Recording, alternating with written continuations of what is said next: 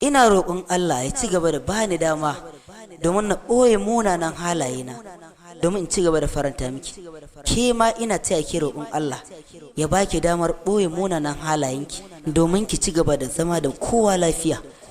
Menene yasa kike kokarin nesanta ni daga jikinki? Me yasa kike kokarin rusa duk wani farin ciki nawa a ta sanadinki? Menene yasa kuma kike kokarin ɓoye min murmushinki? Menene yasa kike nesanta ni daga ganinki? Menene yasa? Me nayi miki? Ki sani ni ba kowa bane face masoyinki, mai kuma ƙaunarki, mai kishinki. Banda wannan ba ni da wani tunani a cikin raina wanda ya wuce in sake farin ciki. Ya aka kika raba alaƙar mu?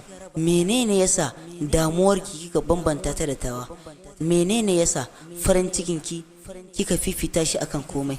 Menene yasa kika fifita ɗan takaitaccen lokaci akan dogon lokaci? Menene yasa kike rike abin da bashi da tabbas kike barin mai tabbas? Menene ya saka kike gudun masoyinki? Menene yasa a rayuwa baka da kamar masoyinka? Ki rike ni, zan rike ki, alƙawarinki zan ɗauka. Allah ya bani dama domin in ci gaba da son ki da gaske, in dai har kima kina suna da gaske. Ina son ki, ina ƙaunar ki, ni mai ƙaunar ki ne. Da kin san irin daɗin da zuciya take ji, ba za ki taɓa gudun mai son ki ba. Da kin san kuma irin ƙunar da zuciya take yayin da ta rasa masoyi, ba za ki taɓa guduna ba, domin baki san halin da zan shiga ba. Ina matuƙar son ki, ko don haka ai ya kamata ki zo mu ƙulla alaƙa, domin kishin junanmu ni da ke. Ina son ki, ina matuƙar ƙaunar ki. I love you, I miss you, I love you.